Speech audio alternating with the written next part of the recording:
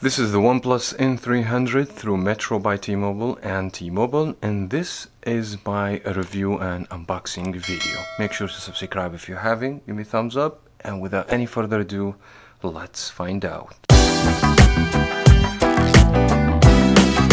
To whom may ask for prices, the phone available as full price, retail price $229. If you wanna switch to Metro and you have a different provider, the phone will cost you free. You have to pay a tax and activation. Wanting to start a new activation with Metro as a new number, the phone will cost you $49 if you are eligible. And if you are existing customer, you wanna upgrade, the phone will be $179 if you are qualified for upgrade. Ask your local Metro store for updated prices because the prices keep changing. Now for the main specifications, and by the way, the ONEPLUS N300, it's a budget device, not high-end device from OnePlus, so you guys will not expect high-end specification as well. But let me go ahead and kick off with the display. We have IPS LCD with 90 refresh rate, 6.5 inch, 19 by 20 for the ratio, and screen to body very thin. We have 720p for the resolution and 269 ppi for the density per pixel. The phone has Android 12, Oxygen OS, which is customized Android from OnePlus. We have the CPU MediaTek MT6833P Dimensity 810, which is a promise decent performance, not the best, as you guys not gonna expect high performance from low budget device. We're looking forward to test it out later on in the video.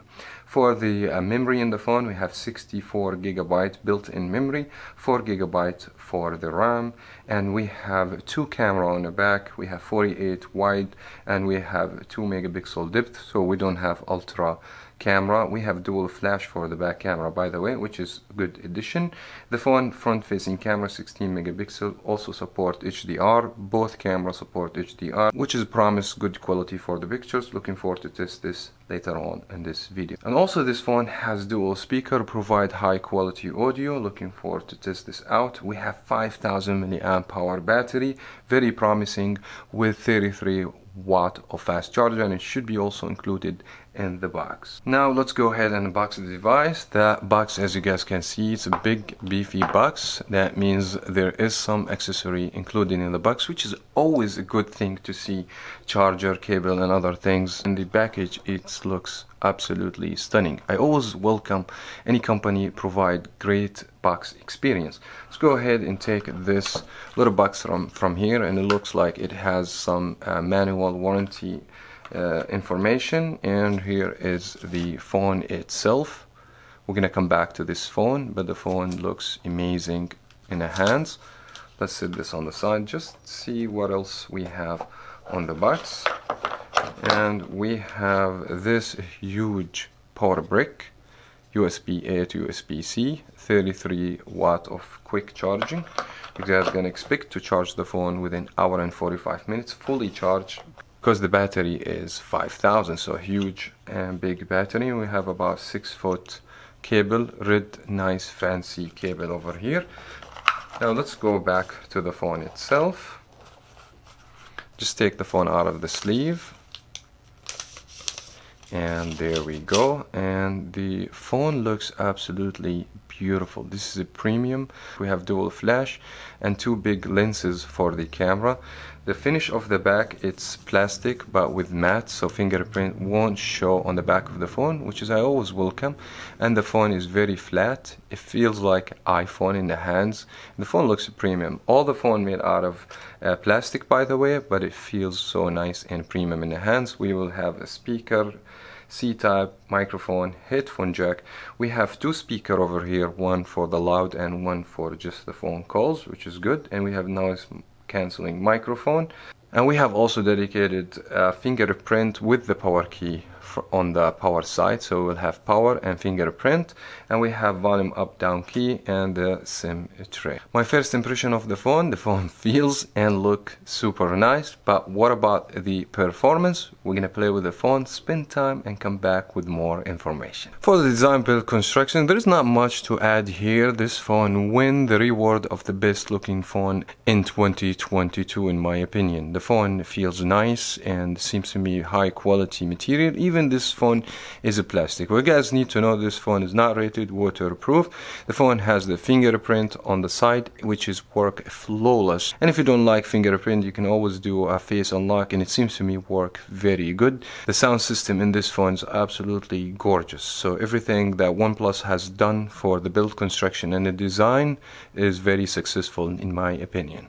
Now for the phone display, in my opinion, despite the fact that low specification like resolution and the amount of PPI, but this screen still provides great performance with 90 Hz refresh rate, vivid colors, angle view great, and high brightness level helps you if you want to use the phone outdoor. So in my opinion, low specs for the display doesn't make the experience overall bad for this device. And for the operating system, the phone has Android 12 with Oxygen OS from OnePlus is customized Android, and here are my complaints about the operating system.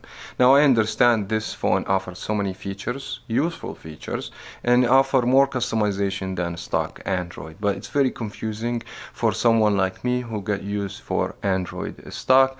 So I will give you some examples.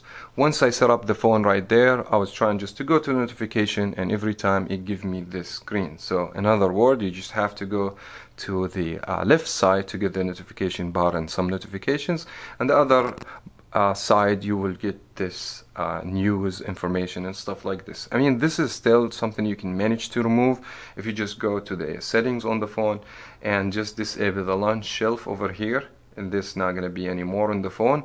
But just to begin with, very confusing, and it seems to me OnePlus, they're trying to go to the same route of the iPhone. At the end of the day, this is Android phone, it's not an iPhone. And other things that even confusing, every time you download application, you have to go to app drawer here and find the app and just do it by yourself. So the phone doesn't even add the app or the game immediately to the desktop here on the home screen, which is, in my opinion, something it bothers some people and some other people don't. Now even if you want to go to the settings, everything here is going to look different than other Android devices that we have used, but this is something I understand, that OnePlus trying to go same as the other Chinese factory like Xiaomi and Huawei, etc., to become more competitive. But it seems to me people in Asia like to have so many features on the phone, which is, I understand this in the beginning. But other than that, I don't have a problem. I didn't experience crashing apps or delay or problem like this. All my complaints was about the customization, about how the operating system look. Now speaking about the hardware and the hardware performance, and I have a few complaints here, especially with the 64GB internal memory. You have seen phone from Moto go over $179 with 128GB. 4GB of RAM, it's fine. I can't push or ask more than 4GB of RAM. But just being honest with you, with MediaTek MT6833, the phone was able to provide good performance. I haven't seen any lags or delay or the phone crashes or glitches or anything like that, especially playing video games. All the experience was great in this device, and it's decent and offer harmony between the hardware and the software. So I give big thumbs up to OnePlus. Only complaints about the internal memory. Would like to see 128GB goes for the same price. Now speaking of the battery 5000 milliamp, the phone will provide you up to 15 hours of screen on time. Depends on how you do on the phone, playing video games or videos. You guys gonna expect this battery to last longer time. And the good news that we saw a charger with 33 watt of fast charging, and you guys will expect a great performance of the battery in this device and a great speed of charging with 33 watts. So in the battery I don't have any complaints. Last but not least will be the camera. When the first time I saw two cameras for this phone, I didn't have much expectation for the camera, but after playing with the camera, taking pictures, I have noticed these two cameras takes really good pictures. Yes, you lack of the ultra wide, but you can get up to 2-3x optical zoom with no issue, no cropping pictures. If you attempt to go 10x, the quality is not going to be great, so avoid do zooming in those phones, especially affordable phone. But taking pictures in the room light or even in a dark situation was phenomenal. Even the HDR mode helps to get better colors for the pictures. Portrait works great, and selfie camera also was phenomenal, so I don't have any complaints about the camera, even that I didn't expect from this phone because the two camera, but I was wrong.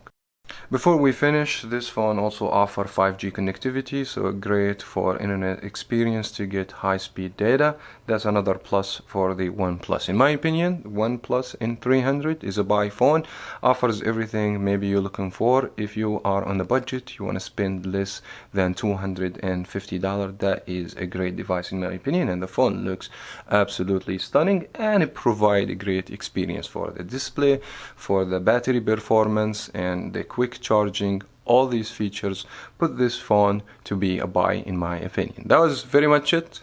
Thank you so much everyone for watching Variety Stick, and make sure to subscribe if you haven't. Give me a thumbs up, and we'll talk to you in the next video.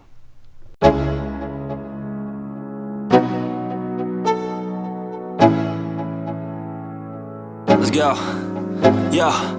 I'm like an addict, do I gotta have it. I ain't even playing, got a really bad habit. If it moves, gotta grab it, fuse like a magnet. Lose, won't have it till I'm doomed in a casket. I ain't playing, gotta